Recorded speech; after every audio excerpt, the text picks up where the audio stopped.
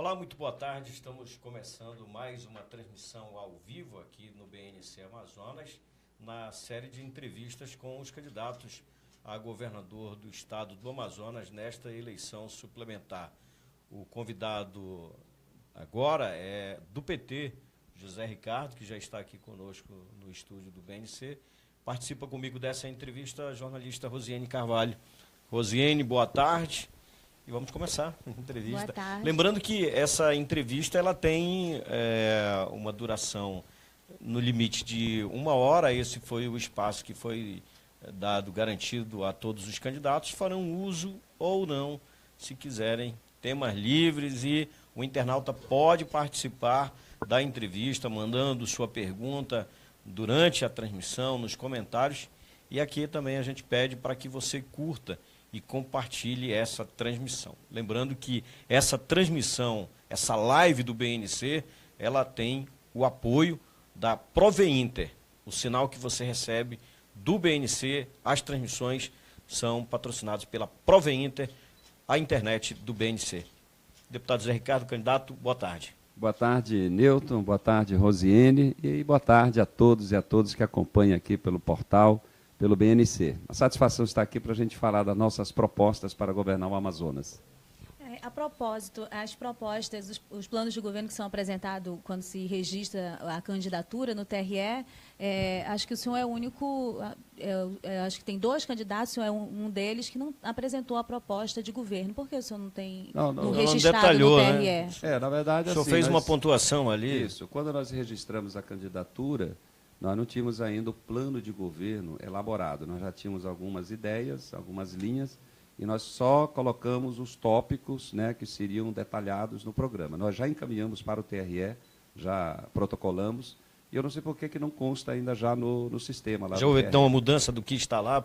Aí detalhado, né, em todas as áreas, o que a gente está propondo, né, do plano de governo para um governo de 1 ano e poucos meses. Na verdade, nós vamos ter pouco tempo de governo. Então, nós detalhamos. Então, está lá. Eu só não sei por que não está colocado no sistema. Alguma coisa aconteceu, mas nós protocolamos. Isso foi protocolizado há pouco tempo? Há umas 2 semanas atrás, aí, se não me engano. Porque nós estávamos construindo, a gente sempre falava, nosso plano de governo era uma construção coletiva, contribuições de vários segmentos da sociedade. A gente reuniu com vários segmentos, como professores, o pessoal da área da saúde, ouvindo o setor produtivo, ouvindo também estudantes, o pessoal da cultura. Então, nós fomos agregando propostas dentro daquilo que era possível ser realizado no período de 1 ano e pouco, né, nas ações de emergência. Por isso que entregamos agora para cumprir a formalidade, né, do TRE.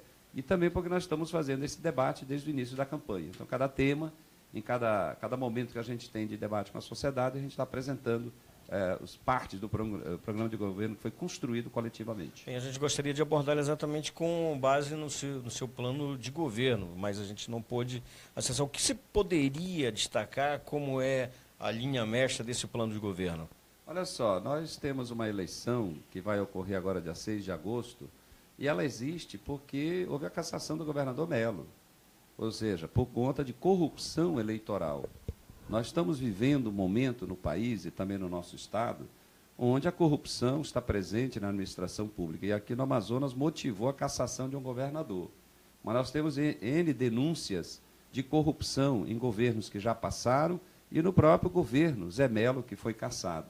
Então, essa é uma marca, inclusive, de vários governos do grupo político que está há muitos anos no poder aqui no Amazonas.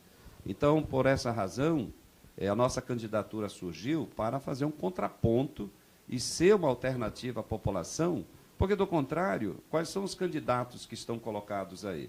A maioria ligada ao grupo político que deixou o Amazonas numa situação calamitosa na segurança, na saúde, no interior do Estado com vazio econômico.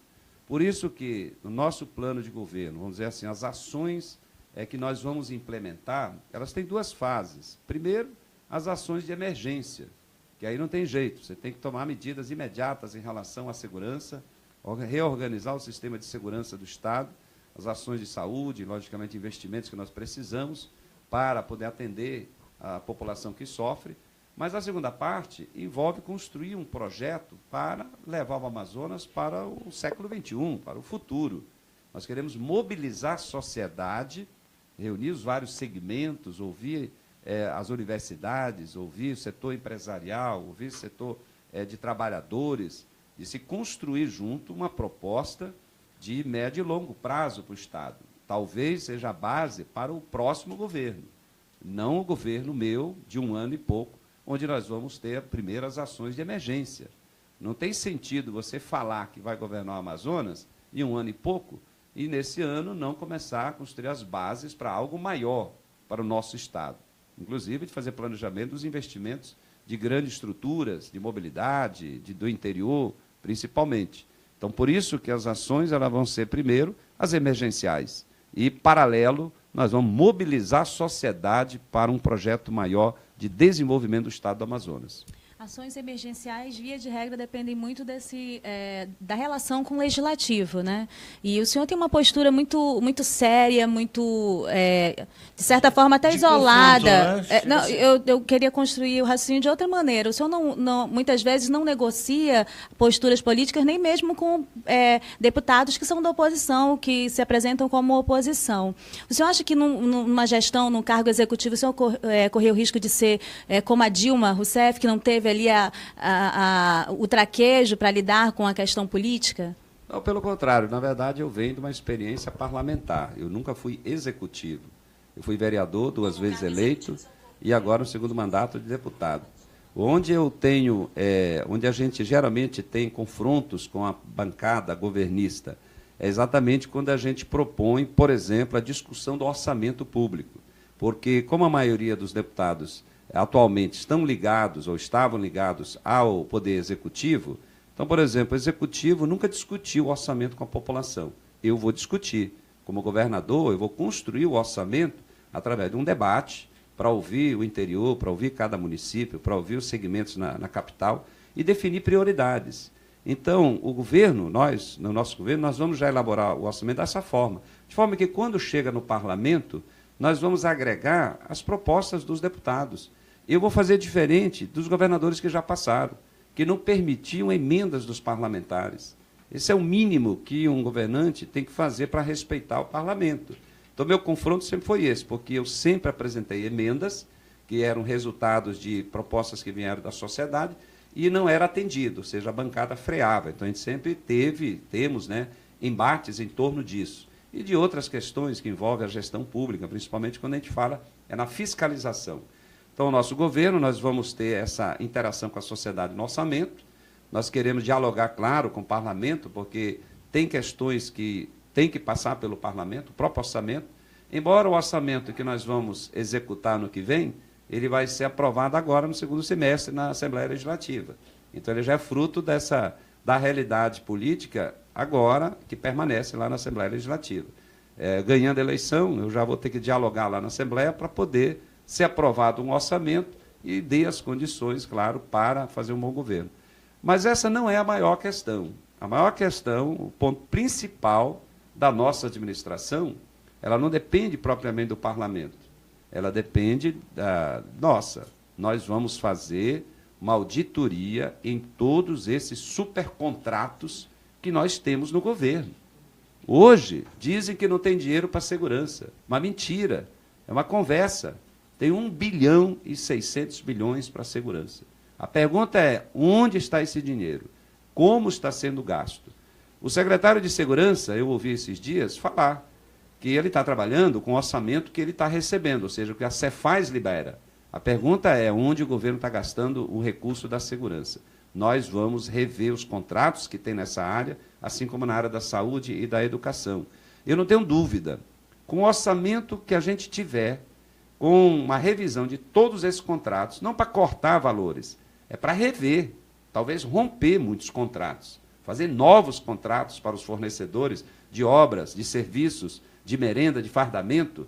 Nós vamos ter dinheiro sobrando para poder investir nas ações de emergência que tem na segurança e na saúde. Não vamos aumentar imposto, não precisamos mexer nisso. Se aumentar a arrecadação devido à economia, melhor ainda, porque aí você tem uma arrecadação natural, por conta da base de incidência tributária que nós temos hoje.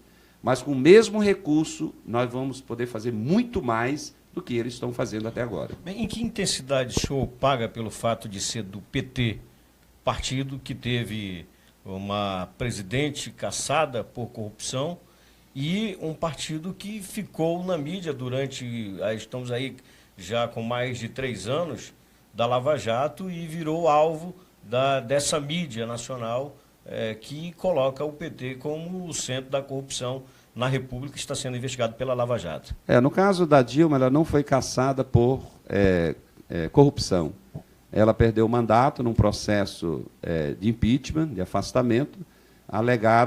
Foi alegado a questão das chamadas pedaladas, que seria procedimentos administrativos que se enquadrariam em crime de responsabilidade. Então, a Dilma não saiu por corrupção, ela não tem nenhuma denúncia contra ela não respondendo a nenhum processo, né, vamos dizer, até então, e saiu por uma decisão política, e não por uma questão de corrupção, de má gestão, pelo contrário, tanto que ela foi afastada e não perdeu os direitos políticos. Então, isso é para mostrar que a gestão dela é uma gestão, em termos pessoais e morais e éticos, e de trato com dinheiro público, correto, né? Tanto que a razão não foi a corrupção. Agora, o que acontece? A Lava Jato ela começou a mostrar como eram e são financiados as campanhas políticas. As campanhas políticas vêm do recurso das empresas, ao longo dos vários últimos anos, né? Porque as empresas, principalmente as grandes empresas brasileiras, sempre financiaram as campanhas políticas. E isso foi desnudado agora na Operação Lava Jato. Nunca se viu tantos empresários respondendo a processos pelas irregularidades nos procedimentos que envolviam o financiamento de campanha e nas propinas e nas negociatas envolvidas. Até então só se mostrava o político, que era o corrupto, que é lamentável. Mas agora se mostrou o empresário corrupto, pior do que o político, porque ele faz isso porque ele quer ganhar mais dinheiro. Então, esse foi o positivo. Agora, nós estamos no momento sempre político. E quem presidia o país era o PT, com os aliados. Os aliados deram as costas ao PT, com o golpe, né, com o afastamento, né, da presidenta Dilma, assumiram o poder nesse golpe e disseram que ia dar um jeito no Brasil. E o jeito que nós estamos vendo é esse aí. Estamos vendo o desemprego altíssimo, né, no Brasil e aqui no Amazonas, é o resultado, né, desse jeito deles, do PMDB e do PSDB, e estamos vendo aí a economia brasileira que não cresce, que não sai do lugar, cada dia está pior. E, para completar, todos esses projetos de retrocessos institucionais e constitucionais do país. Congelamento de gastos públicos, isso vai impedir os investimentos em segurança, saúde e educação para os próximos 20 anos. Nós temos aí a terceirização que vai fragilizar serviços públicos, como nós estamos vendo na saúde no Amazonas, e agora a reforma trabalhista, que esse foi um golpe direto para os trabalhadores, e dado pelos parlamentares, boa parte dos parlamentares do Amazonas, que também votaram para tirar esses direitos. Então, esse é o quadro político. E o problema não é o partido tem os seus erros, ele tem que reconhecer que o PT errou. A pergunta é em que grau o senhor paga por isso, pelo fato de ser do PT? Tem muitas pessoas que falam, Zé Ricardo, você é do partido e tal, mas eu estou no partido há 22 anos. PT do Amazonas não está na Lava Jato. PT do Amazonas não tem nenhuma liderança respondendo processo pela questão política, ninguém. PMDB tem o Braga na Lava Jato, né? O PR tem o Alfredo Nascimento, eles estão juntos numa chapa. Né? Lá no PSD, o Omar Aziz está na Lava Jato, citado. PSDB é o Arthur e o filho dele, o bisneto, estão na Lava Jato. No DEM tem o Paulderney Avelino na Lava Jato. E assim vai. Ou seja, quem está na Lava Jato, quem está na corrupção, são os outros partidos, e não o PT. Aqui no Amazonas, não. Agora, tem gente que, para tentar atingir ao partido aqui, ao Zé Ricardo, a nossa campanha, tenta colocar essa história, né, do PT. Mas a corrupção ela tem que ser combatida, não importa onde, e no partido, quem errou, pague pelos seus erros. Isso é dito, eu sempre disse isso. Aqui no Amazonas não tem ninguém envolvido. Os outros não podem falar, o Braga não pode falar. Né? O grupo do Amazonino não pode falar. Eles estão todos na Lava Jato. A propósito dessa questão da sua relação e a relação do seu partido em votos para o senhor teve uma votação muito boa, apesar de não ter vencido em 2016, né, na Prefeitura de Manaus, e agora aparece nas pesquisas também com um bom desempenho, apesar de não aparecer entre os 3 primeiros, né, aparece em 4º, enfim. Qual é, nessa medida, qual a participação do PT nesse seu desempenho? Você acha que deve alguma coisa ao partido nesse desempenho de votos? Ou é mérito exclusivamente seu? É um somatório, né? Na verdade, eu fui vereador, né, de vereador para deputado. Quando eu fui eleito para o primeiro mandato, eu fui o 3º mais votado no Amazonas, pela nossa postura, pelo nosso trabalho, pela linha que o partido defende, né? Ou seja, o parlamentar, ele tem que fiscalizar, propor, tem que estar lutando, tem que estar do lado do povo. E a nossa prática de estar nessas causas populares, com certeza, tem um reflexo. Essa é a marca do Partido dos Trabalhadores, é estar do lado do povo, lutar com o povo. É daí que surgiu o Partido dos Trabalhadores, daí que vem a força principal, daí que vem a força de sustentação, por exemplo, do Lula. O Lula, logicamente, no meio do povo, é reconhecido como o melhor presidente da República da história, inclusive para o nosso Estado, tantos benefícios que trouxe. Então, essa é a marca do partido, é estar com o povo, lutando pelo povo, pelos mais pobres. E essa é a minha marca também, de continuar nessa luta aí. É claro, a gente tem nossa postura determinada, perseverante. Eu tenho uma postura, inclusive, de trabalhar essa questão de prestar contas. Por isso que eu aprendi com Praciano a questão de estar em cima de uma Kombi para conversar com o povo e para prestar contas do trabalho. Sempre fiz isso, como vereador e como deputado. Então, a questão do partido, claro, aqueles que eventualmente dizem que criticam o PT, a maioria não vota no PT. Mas a maioria que vota no Zé Ricardo no PT não são esses aí que estão criticando. São aqueles que reconhecem tudo de bom feito pelo PT e pelo Zé Ricardo, a luta do Zé Ricardo, do Praciano, do João Pedro, do Sinésio, né, do Valdemir José, do Bibiano, de todos aqueles que fazem parte da história, da Rose, da história do Sassá, agora vereador, e de tantos militantes, mulheres e homens, de movimentos sociais, que lutam pelo povo. A luta é para melhorar a vida do povo, isso que interessa. Não é a questão só partidária.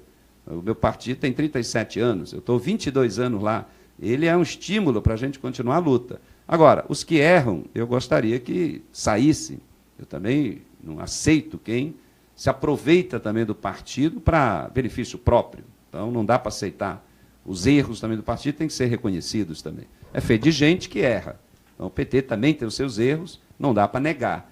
Mas os acertos são muito maiores e eu acho que a gente tem que se apegar a isso. Porque se eu for analisar por partido, o povo não pode votar no PMDB, porque tem um Braga. O povo não pode votar no PDT, porque tem um Amazonino. Foi considerado um dos mais corruptos também, na sua época como governador. Então, o povo não pode votar em nenhum dos candidatos, não pode votar na Rebeca. Na Rebeca, 80% dos deputados federais do partido dela estão já respondendo o processo do Supremo por causa da Lava Jato. Então, o povo não poderia votar no PP, Partido Progressista da Rebeca, que está até o pescoço de corrupção e gente presa.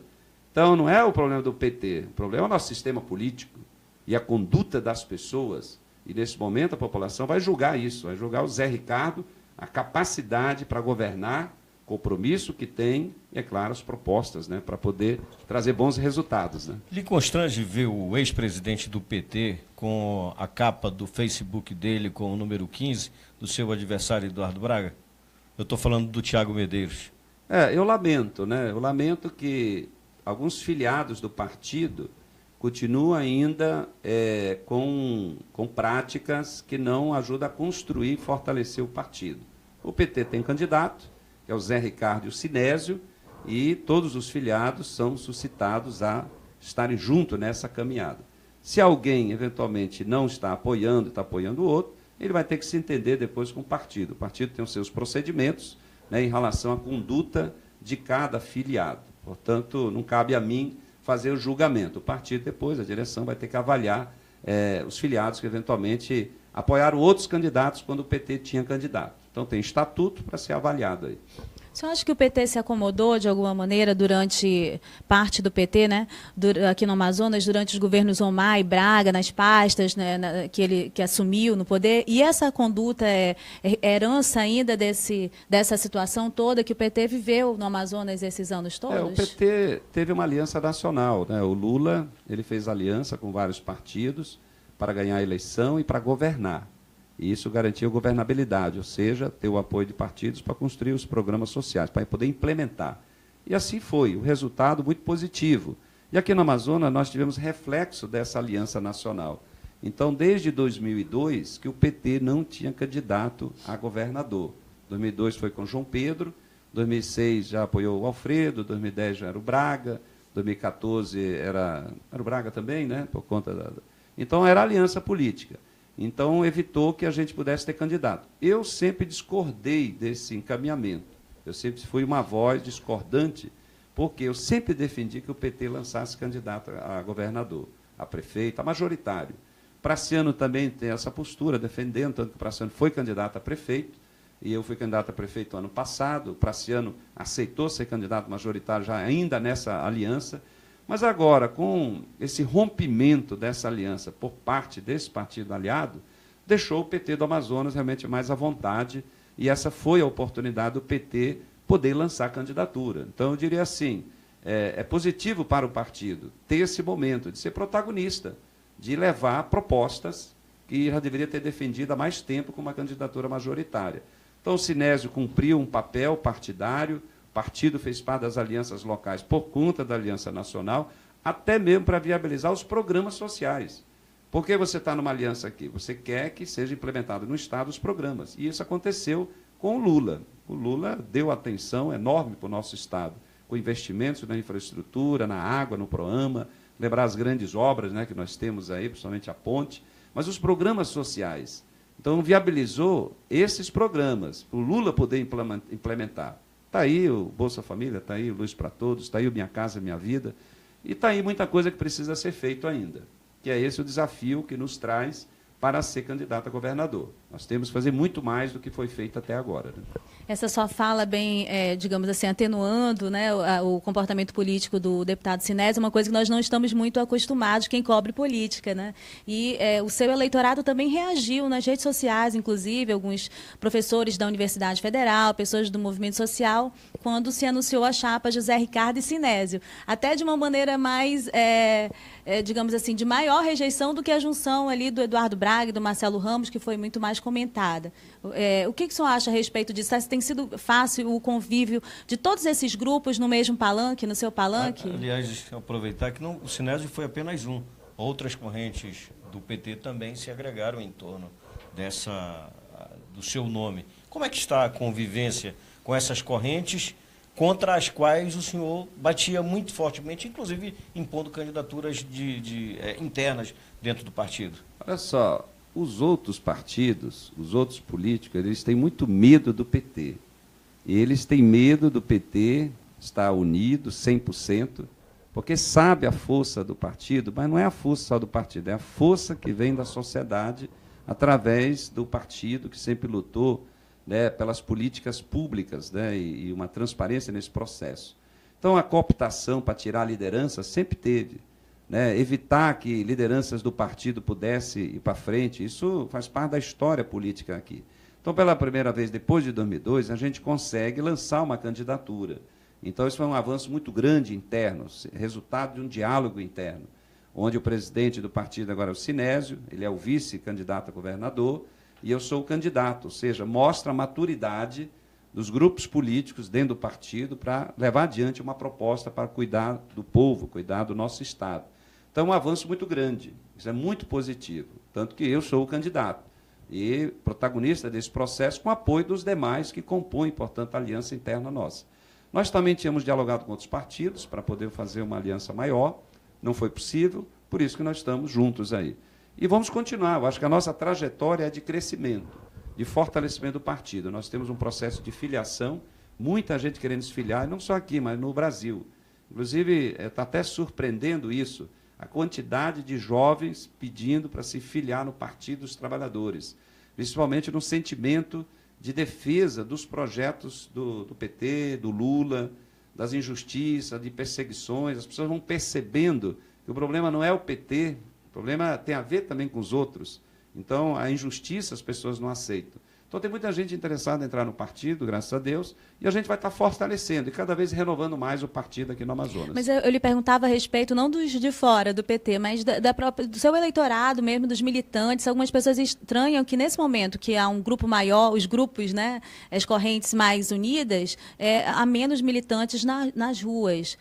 Como é que isso foi conversado internamente? Têm já manifestado alguma observação, mas eu lembro de novo, a nossa chapa, o Zé Ricardo Sinésio, nós não estamos envolvidos em corrupção, nós não estamos em lava-jato, nós não estamos aí enrolados como a boa parte dos que compõem as outras chapas.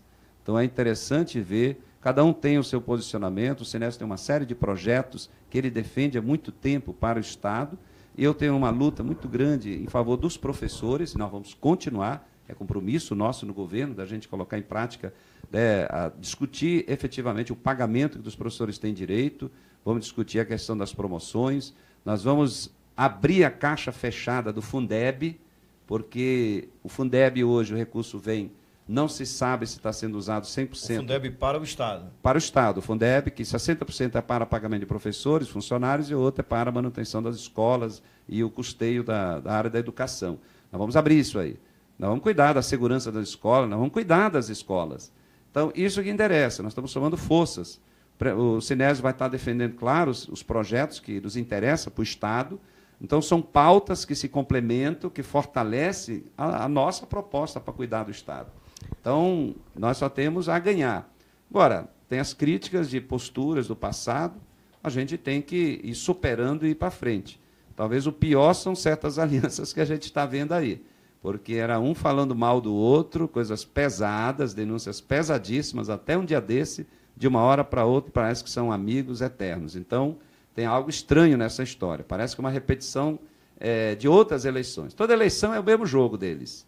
É um jogo. Faz de conta que estão brigando, mas, no final, sempre é do mesmo grupo político, há 34 anos, que no final sai para governar o Amazonas. É uma prática antiga, de confundir a população. O senhor gostaria de estar aliançado ainda com o PCdoB? É o que me parece, houve ali um esforço do partido em manter a aliança. Sim, gostaríamos. Por quê? Porque é um partido... Aconteceu? Não, eles decidiram fazer aliança com o PMDB. Né? Eles têm seus interesses, suas razões.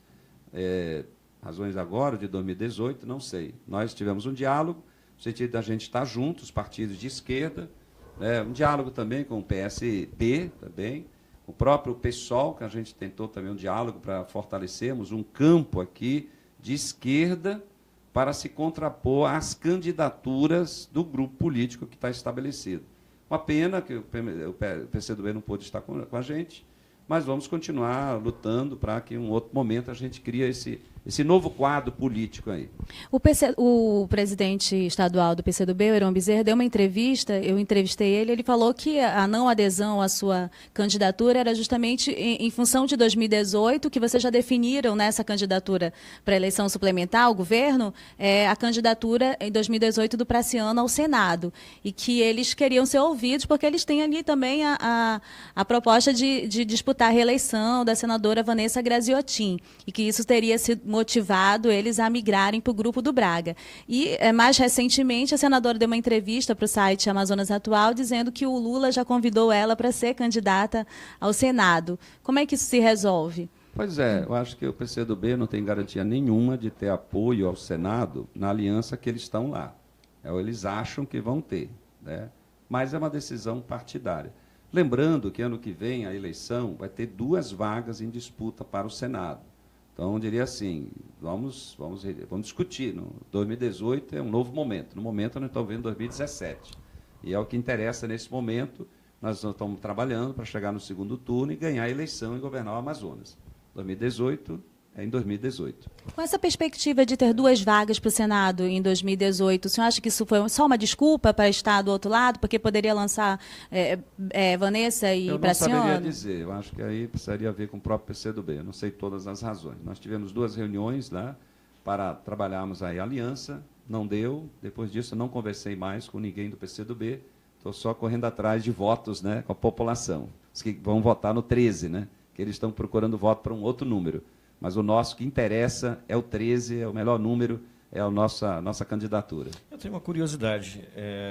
O ex-presidente estadual do PT é presidente da CUT, presidente do Sindicato dos Metalúrgicos. São organizações aí que lideram trabalhadores do distrito industrial. Como é que está a participação dele na sua campanha? Ele tem saído com o senhor, como fez em outras campanhas? Quem você fala? Valdemir Não, Santana. Ele não está me acompanhando na campanha. Nós temos muitos. Mas ele é dirigente ele é o presidente da CUT e é o presidente dos sindicatos metalúrgicos. Tem cargo, no partido, ele está num cargo lá, não é mais presidente, porque ele é afiliado, continua afiliado ainda. No caso, nós temos vários sindicalistas nos apoiando, nós temos muitos membros de sindicatos, inclusive os metalúrgicos, que nos apoiam. Eu estou na porta de fábrica desde a semana passada. Ele. Pois é, mas não precisamos dele, na verdade. Está em porta de fábrica, você não precisa pedir licença de ninguém, né? Mas eu tenho apoio de vários sindicalistas, né? Do Sindicato dos Trabalhadores do Setor Plástico, por exemplo, dos petroleiros, né? Nós temos aí sindicalistas que não presidente, mas membros de outros sindicatos que estão nos apoiando, estão nos ajudando. E eu estou na porta de fábrica desde a semana passada. Todo dia cedo eu estou lá conversando com os trabalhadores de vários setores aí. E vou continuar fazendo isso até a semana que vem, até a véspera, até o momento permitido da campanha política. Nós estamos conversando diretamente com os trabalhadores do polo industrial, até porque eu estou defendendo o fortalecimento da economia do nosso Estado, na questão dos incentivos fiscais. O governo tem que ser um agente fomentador, mas ele tem que ir atrás, ele tem que levar esses incentivos para conhecimento do Brasil e do mundo, para atrair empresas. Então, quero fortalecer o distrito. Eu vou cuidar do distrito, inclusive. Nós vamos começar a acabar com essa buraqueira que tem no distrito industrial. Isso é uma vergonha. Um puxando, deixando para o outro, o governador, para o prefeito. Nós estamos falando de poucas ruas do distrito. Os trabalhadores, empresários, os clientes, as pessoas que circulam, estão caindo nos buracos. Isso é uma vergonha. Esse pessoal nunca soube administrar nada nesse Estado aí. E deixaram o Estado no buraco, literalmente, né? Portanto, nós estamos dialogando com os trabalhadores, tendo muita aceitação na candidatura do Zé Ricardo Sinésio, do homem da Kombi, né, o 13, e, portanto, nós estamos muito satisfeitos e vamos continuar. A propósito do seu plano de governo, voltando um pouquinho, como é que o senhor expôs ali a questão do agronegócio e da exploração mineral no Amazonas, que é sempre uma questão de interesse da área indígena, né, que o senhor levanta muito esse debate na Assembleia, mas, ao mesmo tempo, são propostas que são defendidas pelo seu vice, o Sinésio. O agronegócio, ninguém discutiu nada, né, sobre agronegócio. Nós estamos discutindo, principalmente... No seu plano de governo. Nós estamos tratando a questão da agricultura familiar, que eu vou dar prioridade no interior. Nós temos recursos do FTI, Fundo para a Interiorização e o Turismo, que dá quase 600 bilhões de reais por ano. Nós queremos direcionar maciçamente para atividades produtivas também do interior do Estado, não só na capital. Setores maiores, como produção de peixe, que podem envolver pequenos produtores e produtores maiores. Própria agricultura, para intensificar o abastecimento da cidade de Manaus, com frutas, verduras e animais e frango, ou seja, uma produção local maior. Para isso tem que cuidar de ramais e vicinais, principalmente na região metropolitana, que você tem condições de fazer isso.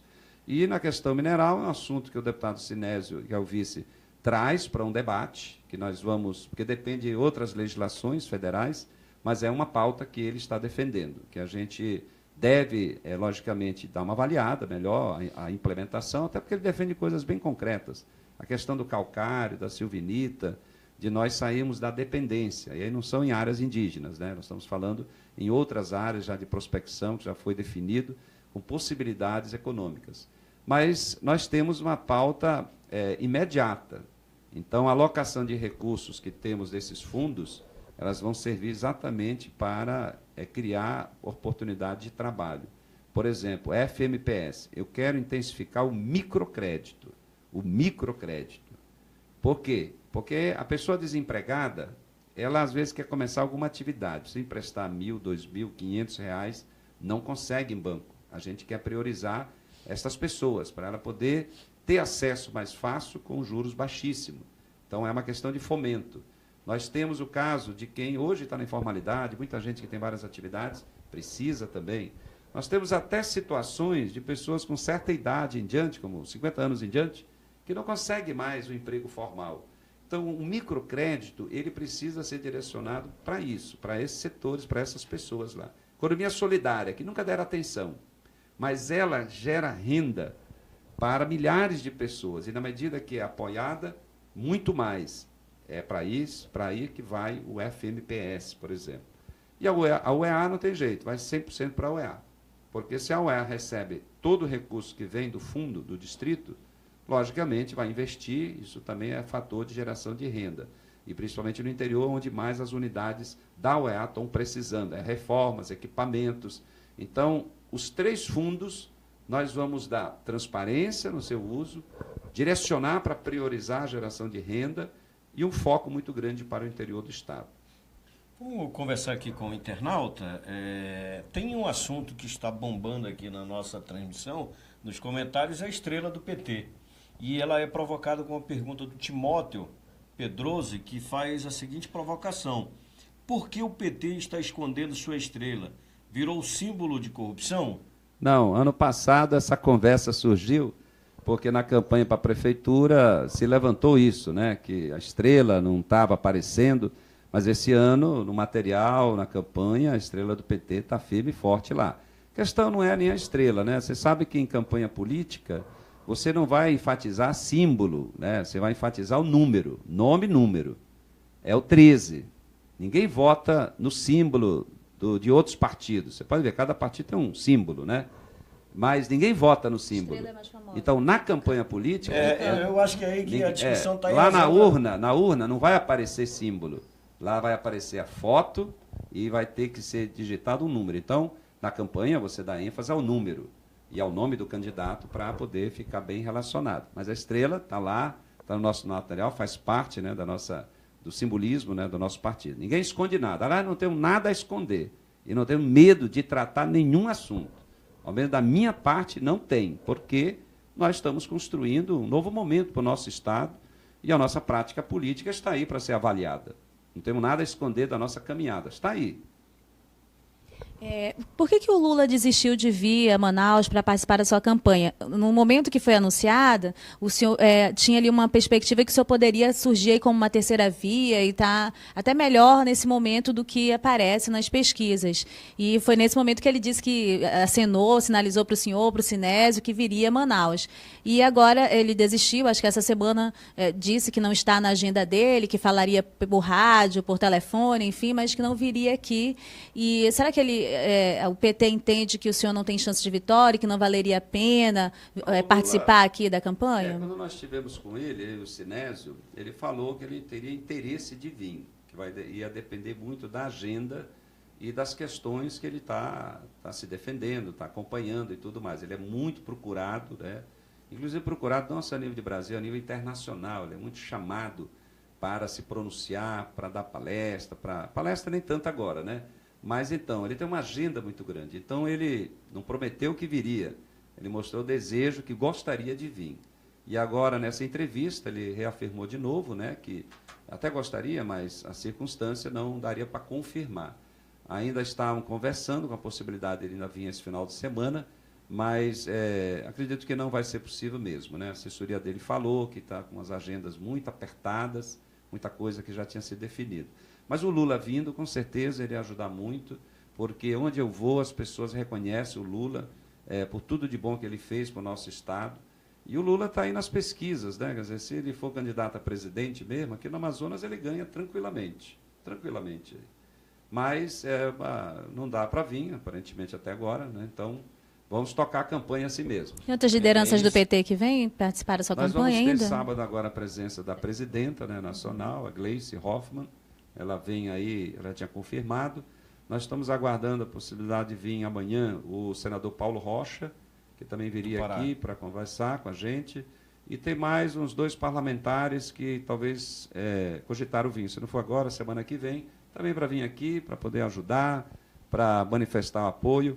Inclusive o Paulo Rocha, a gente está querendo ter um diálogo e fazer uma visita no distrito porque nós queremos reafirmar de novo, né, o nosso compromisso em fortalecer a economia do nosso Estado e garantir, primeiro, a Zona Franca, assim como Lula prorrogou 10 anos e a Dilma prorrogou mais 50 anos os incentivos fiscais, nós queremos agora, a bancada federal e um governo nosso, reafirmar esse compromisso. Nós temos que solidificar mais ainda a Zona Franca, usar os incentivos para a gente ampliar para outros setores produtivos. Então, a presença do senador e ter um diálogo com algumas empresas do distrito é algo que nós estamos também planejando ainda essa semana. Eu sinto falta, na sua campanha, de elementos que estiveram na convenção do partido, de discursos que são que formam o PT, a diversidade do PT, das correntes que atuam dentro do PT. Eu falo a corrente indígena, a mulher, movimento LGBT, negros, afrodescendentes. Eu queria saber quando é que esse discurso, ou esses discursos, essas vozes, vão estar na sua campanha. Não, elas estão na campanha, né? Nós temos aí vários grupos do movimento de mulheres, por exemplo, que estão presentes na campanha, fazendo campanha literalmente, né? Na rua, visitando. Nós tivemos reuniões com vários grupos de mulheres, inclusive para compor o programa de governo. O movimento LGBT, o próprio partido, tem um grupo lá, que também já apresentou um pouco algumas questões, mas a juventude, por exemplo, nós tivemos... na televisão, nosso tempo é pouco, né? Então, nós estamos aí discutindo o caminho para o futuro do nosso Estado. É um discurso também para colocarmos que é um governo curto, portanto, é uma questão de você administrar os recursos do Estado de forma emergencial para a segurança, porque nós queremos trabalhar logo a questão da segurança e da saúde e sentar com as várias categorias profissionais que estão aí com o seu salário defasado, abrir as contas do Estado com muita transparência para mostrar quais são os recursos que realmente nós temos e tratar as pessoas com respeito. Então, na campanha política, nós estamos colocando isso. Nós falamos esses dias, por exemplo, para a juventude, em relação às perspectivas que nós temos para a juventude. A gente estava falando sobre a segurança. Portanto, nós estamos tratando dos temas de ação emergencial. Por quê? Porque no governo nós queremos fazer essa ação emergencial e a segunda parte, paralelo, é trabalhar uma grande mobilização na sociedade para construirmos um projeto novo para o nosso Estado. Em vez do governo reunir seus técnicos e aí falar, olha, está aqui um projeto de desenvolvimento do Amazonas. Isso aí o amazonino fez com o terceiro ciclo e não deu em nada, está aí. Não tem nenhum empreendimento do interior do terceiro ciclo do amazonino. Eu não sei nem o que ele propõe agora. O Braga, a mesma coisa. Aliás, Braga não, o Eduardo, né, que ele até mudou de nome, né, porque Braga lembra Lava Jato, ele botou Eduardo, para dizer que tem jeito. A mesma frase a nível nacional do Michel Temer, que disse que ia dar um jeito no Brasil. Esse é o jeito. Então, não sei se o Braga pensa dar o mesmo jeito, aumentar o desemprego e a desilusão e piorar a situação no interior. Portanto, eles fizeram projetos, mas para ganhar a eleição.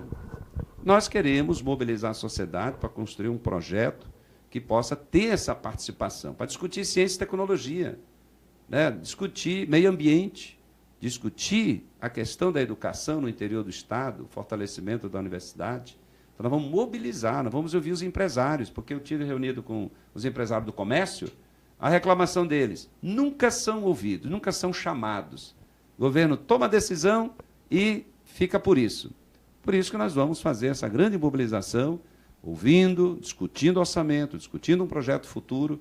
Essa vai ser a nossa ação de governo, paralelo às ações de emergência para cuidar da população. Falando em Braga e Temer, que o senhor citou aí, o senhor, o senhor acha que exagerou um pouco na propaganda? O senhor perdeu 4 minutos por uma determinação da Justiça Eleitoral?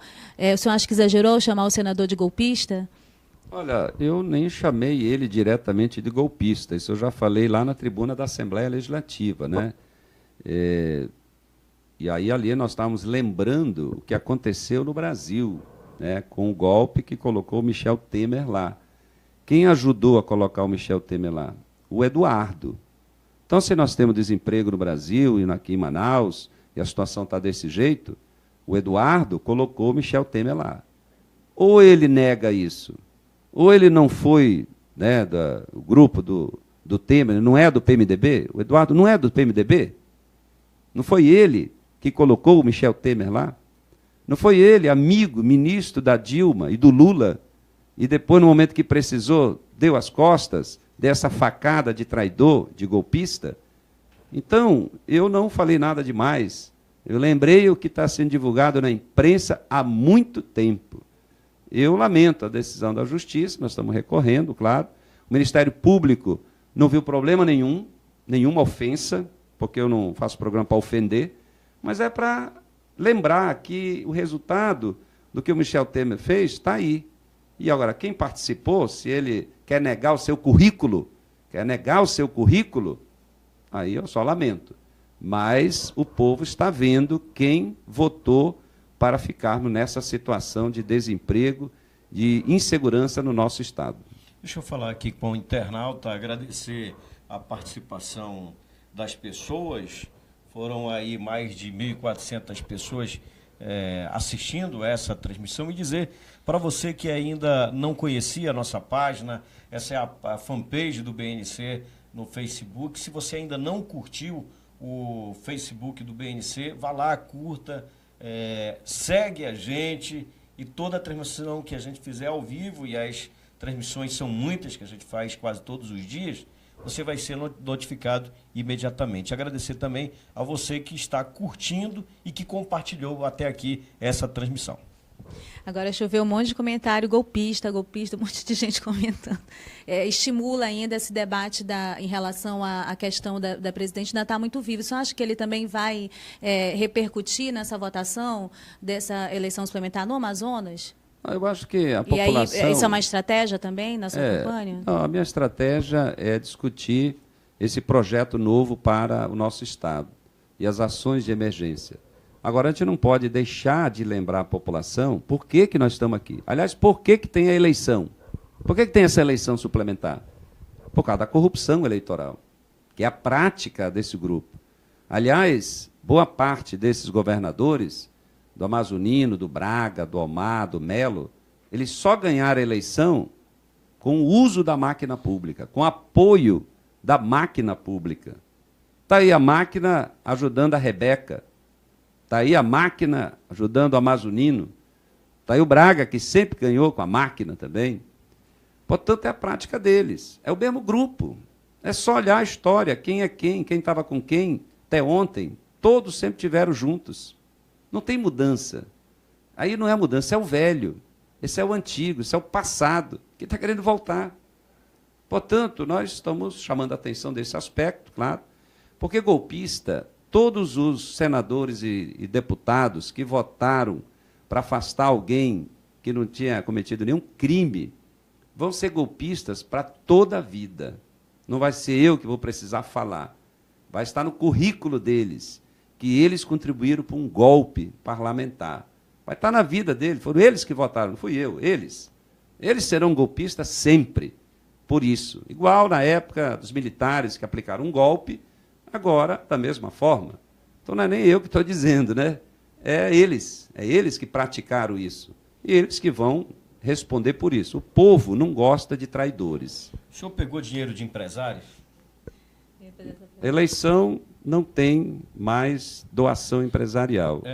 Eleição do ano passado... Justamente pelo que falou. O presidente Lula deu uma entrevista hoje e disse que desconhecia políticos no Amazonas, inclusive, que tenham vendido a casa, o carro para financiar a campanha, que empresários sempre financiaram a campanha. Essa sentença se aplica à sua carreira política? Sim, o Lula deve ter se referido principalmente às eleições majoritárias, né, que é o mais comum, né, do financiamento empresarial, que até 2014, então as empresas podiam fazer doações para as campanhas.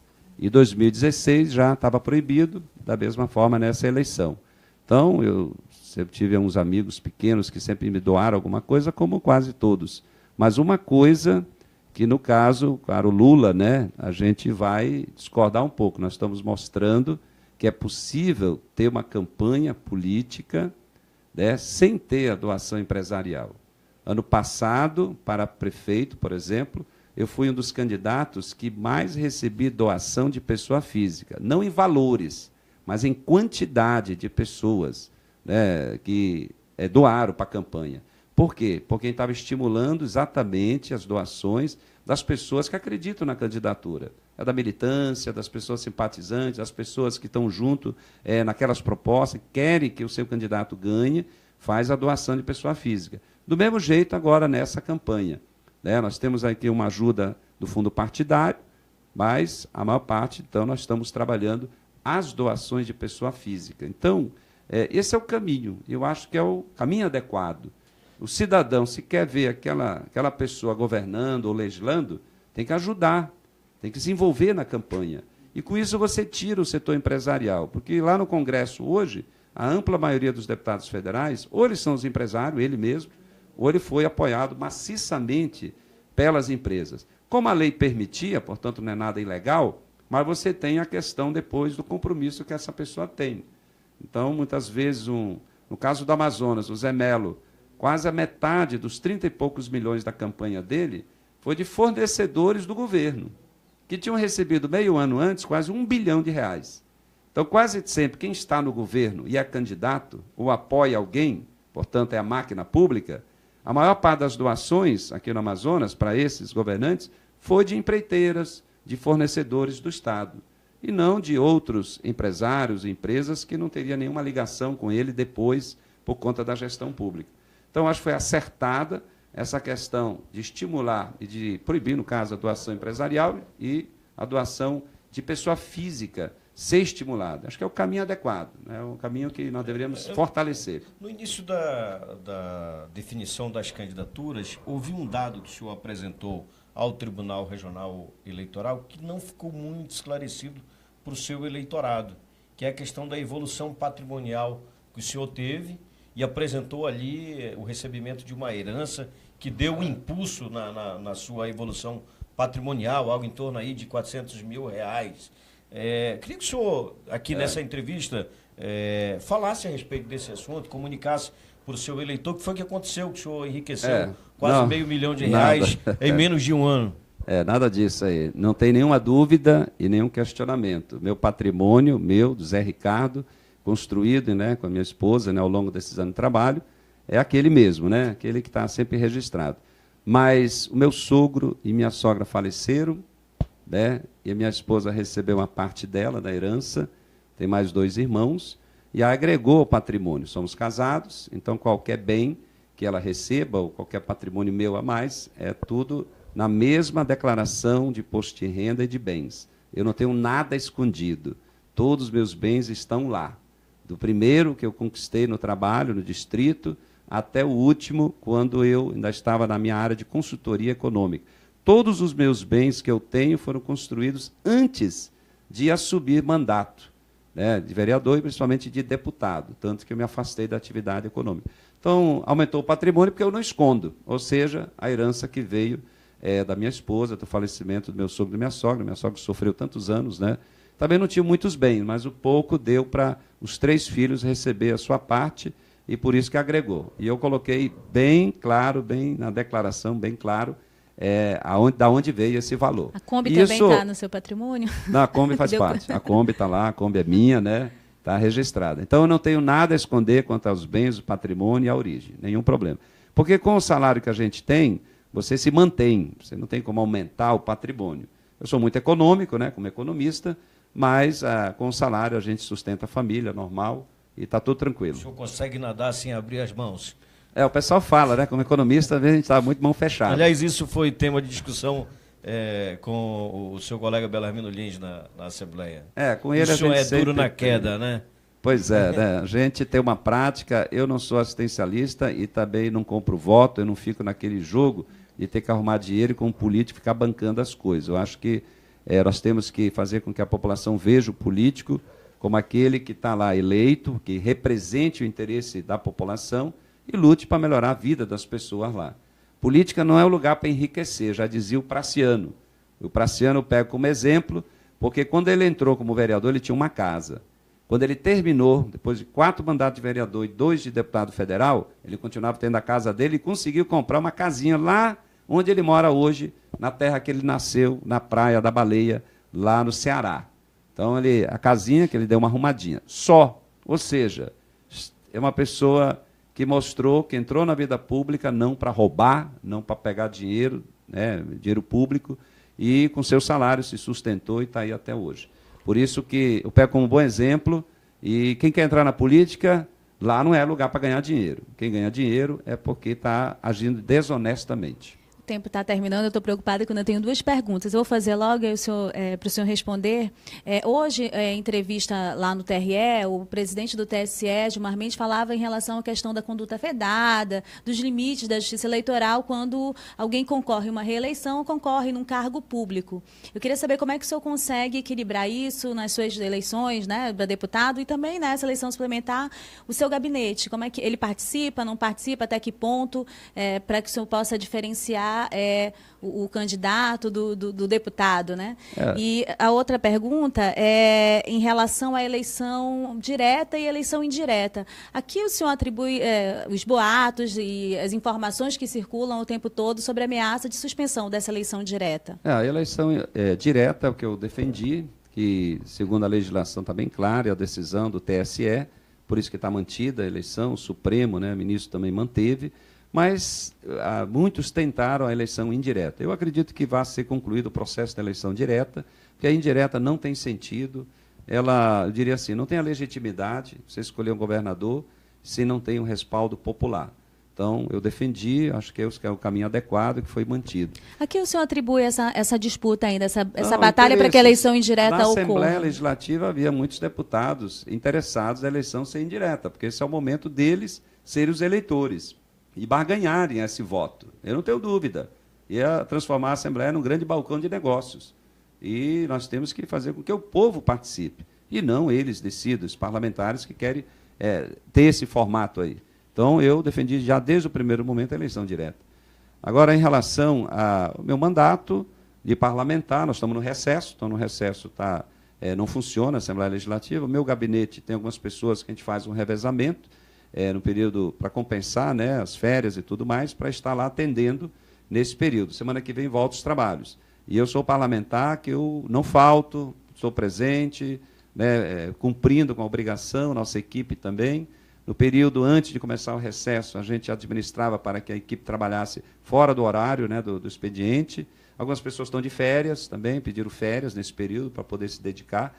Então, toda a situação dos funcionários está dentro dos parâmetros que a legislação permite. Semana que vem volto aos trabalhos e nós vamos continuar também com esse formato. Estarei lá todo dia, nas sessões, de terça a quinta, e os funcionários e o gabinete vai estar funcionando normalmente. Porque lá tem uma comissão de direitos humanos, ela também não fechou, né, ela está funcionando normalmente, e semana que vem, claro, a equipe está completa lá também.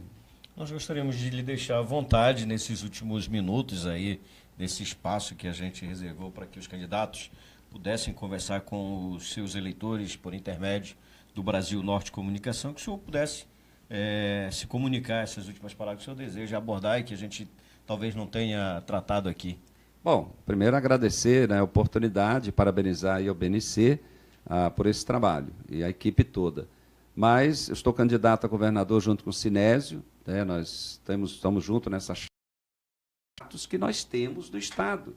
Na área da saúde, só uma operação da Polícia Federal para investigar 3 empresas viu o desvio de 112 milhões de reais. Aí quando você chega no Francisca Mendes e verifica que o equipamento mais caro que é necessário para poder dar agilidade nos exames, chama-se hemodinâmica, custa 4, 5 milhões de reais, e outros equipamentos de 300 mil, 200 mil, 500 mil, você poderia resolver a vida de muita gente. 112 milhões fazem falta. E isso 3 empresas. Tem mais de 600 contratos só na saúde que nós temos que passar limpo. Eu estimo que, ao fazer essas auditorias, nós vamos começar a receber, ou ver um recurso que antes a gente não via. Uma economia que imediatamente podemos investir diretamente nas ações de segurança e de saúde. Então, é a seriedade que está faltando na administração. E, por isso, pedimos o apoio, pedimos o voto para o Zé Ricardo e o Sinésio 13. É o Zé 13, é o homem da Kombi, é o cara da Kombi. Rose? Agradecer a vinda do candidato, uma boa campanha para o senhor, e amanhã as entrevistas continuam, né? Então, amanhã a gente continua com a série de entrevistas e a nossa disposição é entrevistar todos os candidatos ao governo do estado do Amazonas. Queremos agradecer a você que curtiu e compartilhou a nossa transmissão. Se você ainda não curtiu o BNC, a página do BNC, vá lá e curta. Lembrando que essa transmissão ela tem o apoio da Proveinter. O sinal de internet do BNC é da Proveinter. BNC, você precisa saber.